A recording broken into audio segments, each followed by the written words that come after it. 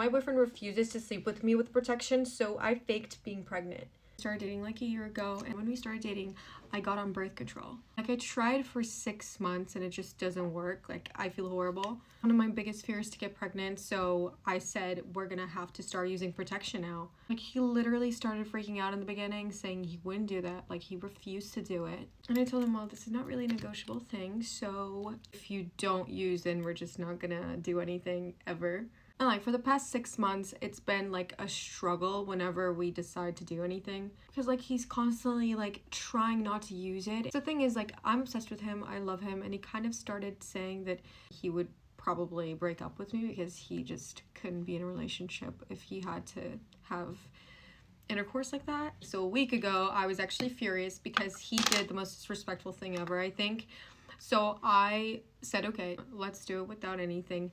But the thing was that against my will, he finished inside me. So I decided, you know what, since he doesn't care about this at all, let's fake a pregnancy. It feels like he doesn't think about the consequences, but I know that if I faked it, he would be scared. Oh, by the way, after he finished, he did start panicking, and that was even more like, why did you do it then? He started saying that he had to go and buy me the morning after pill. I was like, okay, I'm gonna scare him. I told him, okay, never mind. I'm already late in my cycle, so it probably won't work.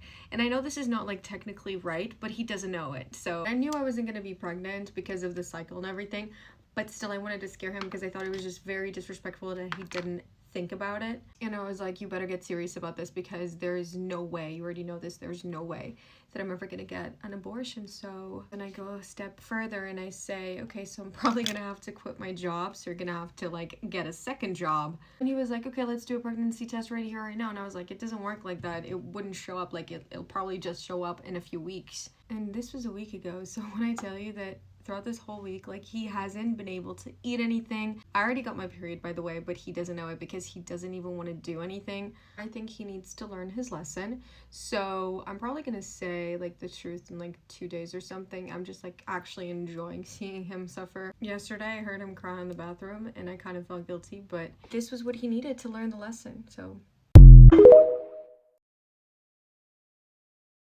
style my hair with me while I tell you how I got dumped because of TikTok. Shall we?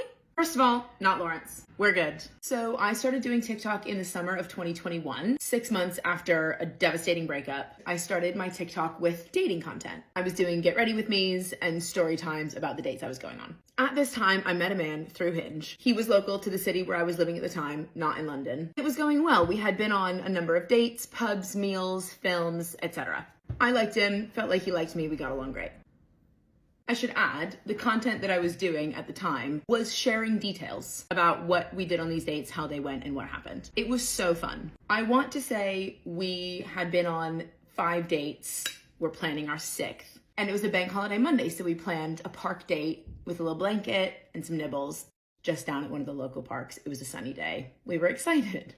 He picked me up, we drove down to the park, we set ourselves up, and we had a lovely afternoon. We must have been on that date for 4 hours. Everything's going great. We're wrapping up the date because everybody had work the next morning. And he goes, just want to talk to you about one more thing before we leave. He proceeds to tell me that his mother had seen my TikToks, some of which I had made about him because we were seeing each other and that was my content, and he couldn't do this anymore.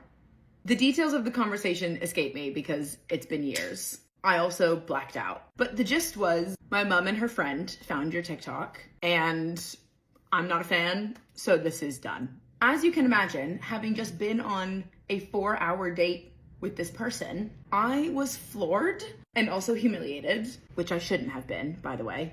I was just completely spiraling, trying desperately to figure out the fastest way to get out of the situation and go home.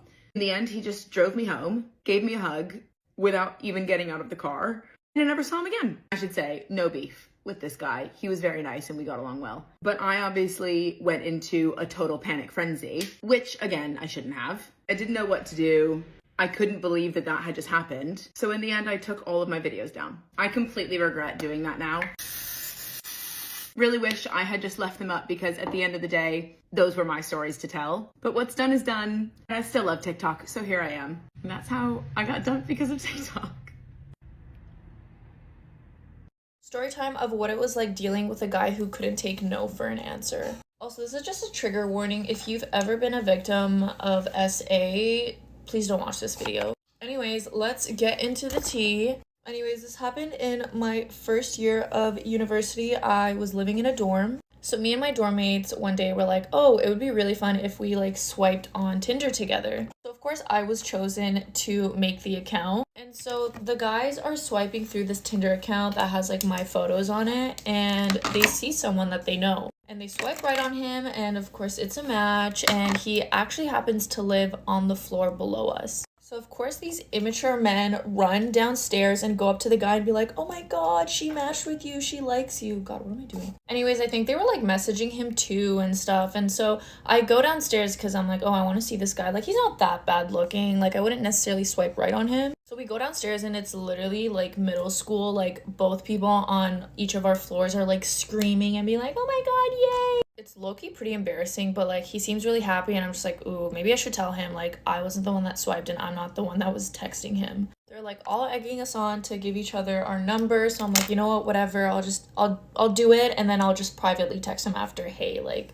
not interested. We talk for a little over text, but like I'm being so dry, guys. Like, I'm clearly being very dry.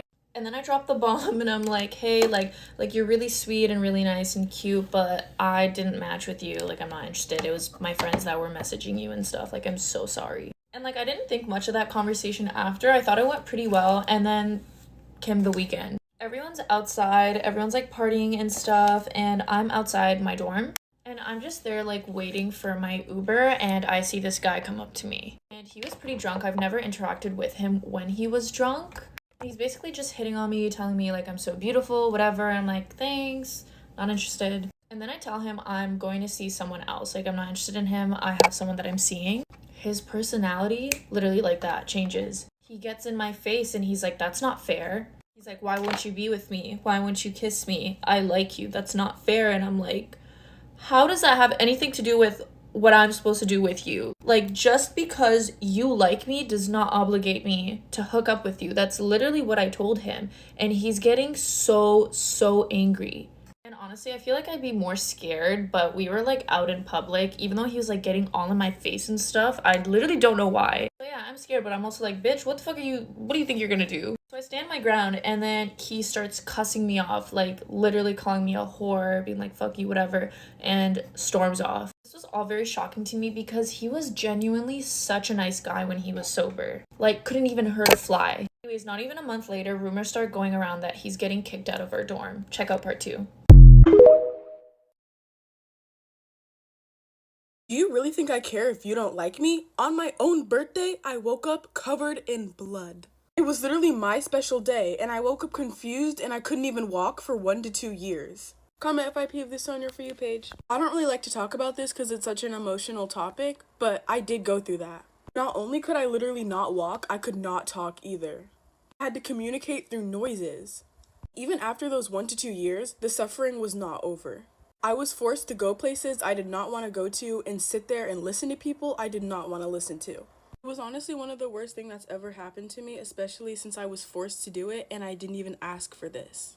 I just remember that when it all happened, I was so confused. I literally had no idea what was going on, and I just remember being so scared. And honestly, still living my everyday life is pretty traumatic because of what happened in my past, but I'm still trying to get through it. Basically, what happened was I was born and my parents did not ask for my consent. It was all just literally so scary, and to this day, I'm still trying to get over it. But if you made it to the end, please comment a baby emoji.